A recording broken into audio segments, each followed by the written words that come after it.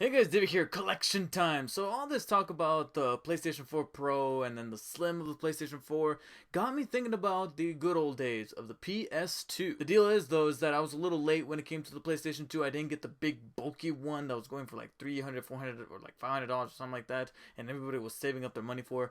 I decided to wait until the PlayStation 2 Slim, and when they said Slim, they really meant it. Look at this tiny little thing. It's the size of a hardcover book. This is the PlayStation 2 Slim. It's this thin and about yay big. Like I said, it's about the size of a hardcover book. I can literally hold it in with just one hand, just like this. Even the PlayStation 4 with its size, or even the PS3 Slim, needs two hands to be able to be carried. And here, I'm holding the PS2 in my hand. And, God, it's just, you'd wish that we could go back to the days of having consoles this small. The only downside though is that I really wanted that slide-in feature that almost every other console has these days with the PS4, Xbox One, and the original PS2 had this, but with the PS2 Slim, we had to settle for an open tray, where you press this button right here, and then poof, the little tray opened up, and you put your PS2 games inside there, close this up, and then it would play them. And I know that this is a ridiculously small little thing, but I love how the PS2, and I think the OG PS2 had this as well, the big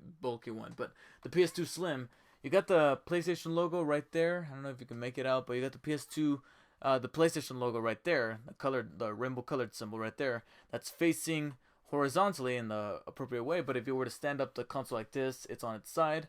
What you can do is actually take it and rotate it around so it's facing the right way.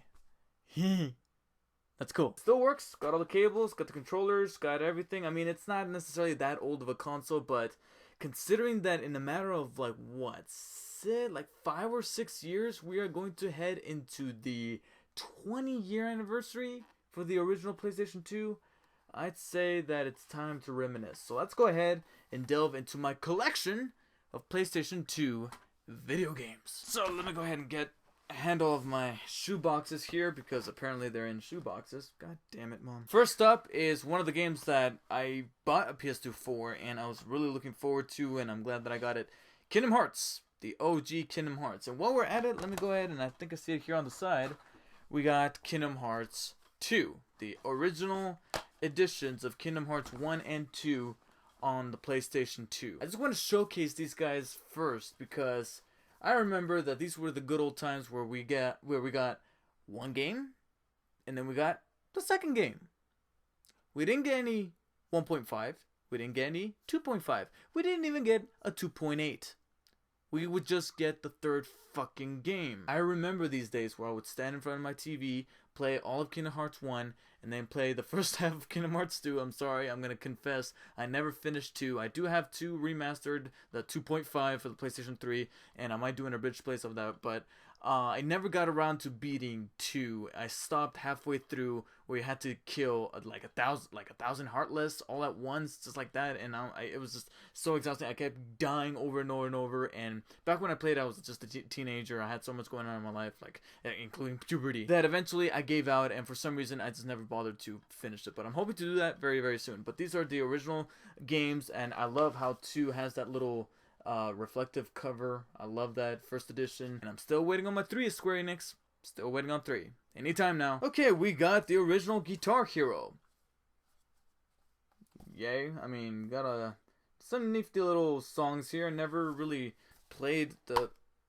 I don't think I even have the game. I did eventually get into Guitar Hero just with the third one, not with the original one. I just can't seem to remember where you got this from, but good old times of a franchise that was a product of its time. Got the Simpsons game. You know how they were releasing like various different covers for all the versions of the Simpsons game for the PS2, GameCube, Xbox, and a fun little game with the cel shading and all that, but nothing to really write home about. Still, nice little pastime. Sadly, we got X-Men Origins Wolverine, the PS2 version. They did this thing where, and some of you may remember, where they released this movie tie-in game, but the catch was that the X-Men Origins Wolverine of the PS2 and GameCube and the past generation of consoles would get a teen-rated version that was pretty pretty dumbed down, pretty clean, pretty safe, and just a routine movie time game.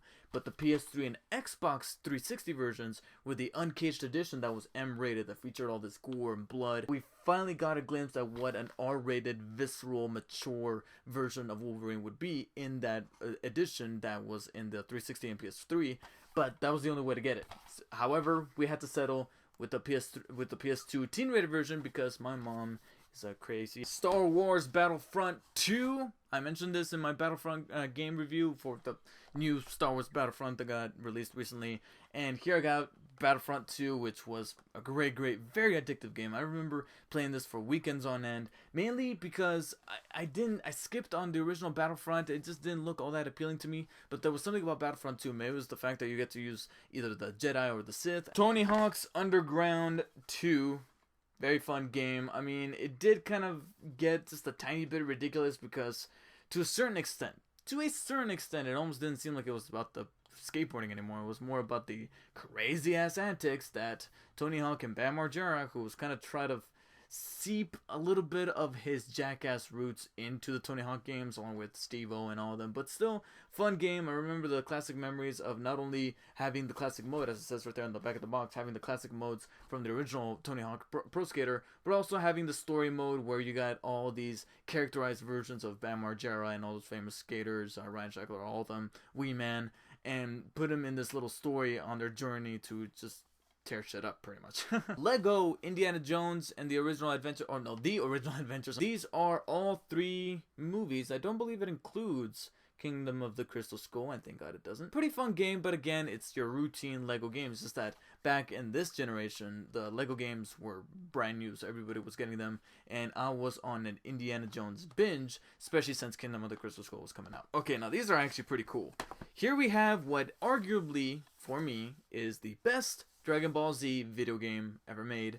Dragon Ball Z Budokai 3. I honestly don't believe it gets any better than Budokai 3 because it had this story mode that compacted almost every single Dragon Ball Z saga into one, and it had kind of like some RPG elements, especially when you were navigating around the world and trying to discover unearth the Dragon Balls, as well as jump into the story. It had some actual cutscenes, and plus the cel shading and the graphics looked more to the show than anything did at that time. And plus, this was, I think, the last Dragon Ball Z game that was done in that usual fighting game style where you had the 2 characters fighting it out from the side, because from that point on it was all about the free range camera and all that stuff, which then transitioned over to Dragon Ball Z Budokai Tenkaichi. Nonetheless, a cool game, but that's where we saw the transition of that free roam type of style when it came to the fighting. Still, the graphics as well as the gameplay, it was a game to hold me over after having beaten Budokai 3 and had played enough of Budokai 3 that it made me want,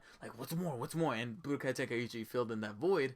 But then, as time went on, I started to see that they were kind of doing the same thing over and over. And that's why I never really appealed to some of the later iterations of Dragon Ball Z games. Like, you got the Xenoverse coming out, Budokai Tenkaichi 2. For me, it all peaked with these 2 games. Okay, shoebox number 2. This is where we start getting kind of weird because there's some games in here I have no fucking clue why I got them. Okay, let's see. In fact, I'm kind of persuaded that I'm not even the one that bought them. I think it was my younger brother because we just needed games. He needed games. Didn't care what they were, but he needed games.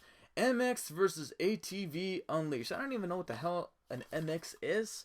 All I know is that here on the corner there's a dude driving a golf cart on steroids. And you pretty much just drive around in monster trucks and ATVs and all that fun stuff while you enjoy some mild lyrics. And here we go again. RS Riding Spirits with the most generic ass cover I've ever seen. One of the most generic ass covers, because I've seen worse. And if the title couldn't give it away, it's a racing game with motorcycles. I don't even want to read the back of the box because it looks that generic. But going from generic to totally kind of sort of awesome, Burnout 3 Takedown. This was actually pretty cool. It took me a while to kind of get the gist of the gameplay because you're supposed to crash into things. You're actually supposed to, you know, you're not necessarily, you're kind of racing, but at the same time, you are rewarded for crashing. And that's always good when you know that you're safe and comfortably at home and not actually in the hospital with various injuries. Aha! Just like I mentioned before, Guitar Hero 3. Got it right here. And this is the actual game with all the booklets and stuff like that, featuring Slash right there, which then faced like a legal lawsuit from Axl Rose or something like that. Various tracks on here that were really fun to play, especially the very infamous Through the Fire and Flames. I'm almost tempted to try to go back and try to beat that little shit. Got Gran Turismo 3. Don't necessarily like racing games, especially ones that make me have to take a license to start racing.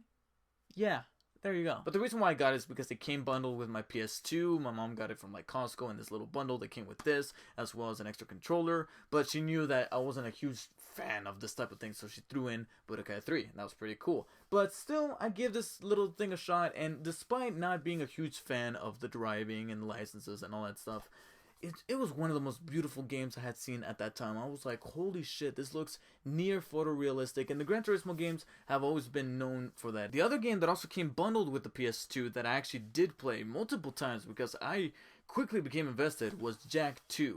Yes, I did not play Jak and the Precursor Legacy prior to jumping into the second installment, so there were a couple of things that I just did not know what the hell they were talking about.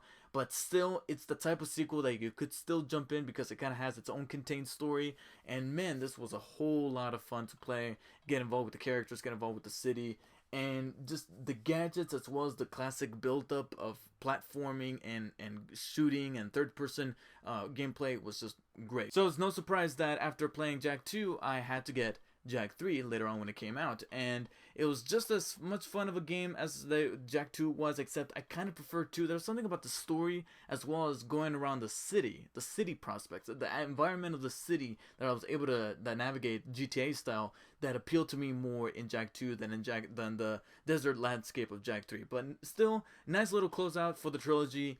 Couple of things though that it does for that I get irritated seeing in sequels for games or movies like that, but still very great games. And of course later on when it came to a discount, I jumped back into Jak the Precursor Legacy, but it didn't hold up to the memories that these two games gave me. So you guys know how PlayStation's always trying to innovate.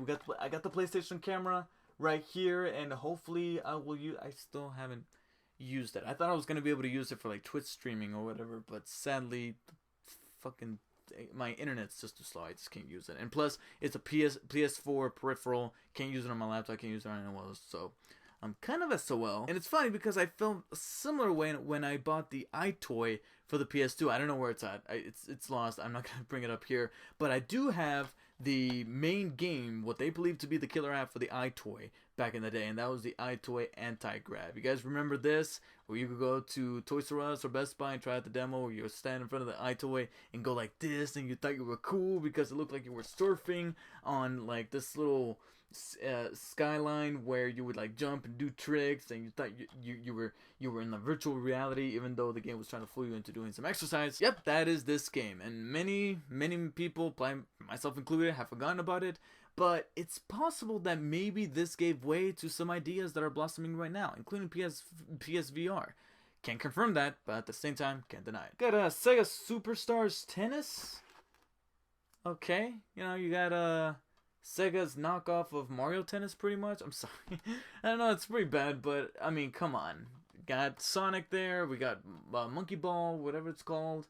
I don't know what the fuck this is, but we have it. So after playing Tony Hawk's Underground 2, I jumped into American Wasteland. Didn't think it was all that great, but I was still trying to retain onto the property, and hopefully it was going to get a little bit better. And that's where Tony Hawk's Project 8 came into play. They tried to make the skating a little bit more realistic, where they were trying to use the sticks and all this stuff, and they forgot about having fun with the original Tony Hawk Pro Skater, collecting the little things. I don't know, I just felt like they were trying to be a little too down to earth when it comes to its skating, that they kind of lost their own identity. And that's where Skate 1, 2, and 3 came into play, and people are still waiting on the Skate 4 more so than they are on a Tony Hawk game, and that's kind of sad. And it looks like my last PlayStation 2 game is a game that I found surprisingly addictive, and that was WWE SmackDown vs. Raw 2006. It's a game that I just couldn't stop playing because the gameplay was real tight. I love the story mode. I love to create a wrestler mode as well as create an entrance, all that stuff.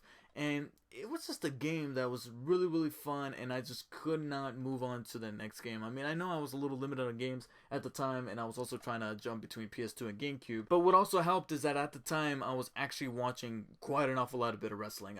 At the time, I don't know why, but USA Network. I was watching an awful lot of USA Network, and of course, on that network comes on Raw, and I was watching it almost not every single night, but every night that it was on, and it got me into wanting to get myself a game for the PlayStation 2, especially since I did have a history with wrestling games. I mean, you guys saw my N64 collection video. I have WCW NWO Revenge. I was jonesing for a brand new wrestling game, and that's where this little puppy came into play, and it was a whole lot of fun. And just like before, unless I'm missing something or there's a case somewhere that I haven't really rediscovered in my house, that really about does it for my collection for the PlayStation 2. And I know that this is not the OG PlayStation, but it still happens to contain the same memories that bigger console probably gave to you guys. And I really want to know what those memories are, so please post them in the comments below. Let me know what you guys have in your collection. And I do happen to have just one more collection video in mind. That's the GameCube collection video. So if you guys want to see my collection of GameCube games,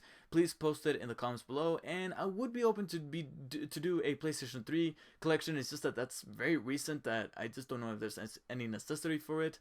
But if you guys want it, just post in the comments below, like this video, share it with all your friends. And of course, if you guys are a newcomer and would like to stay tuned for future videos, please hit that subscribe button. It's the only sensible thing to do. Thank you guys for watching, and I'll see you guys on the next one. Take care.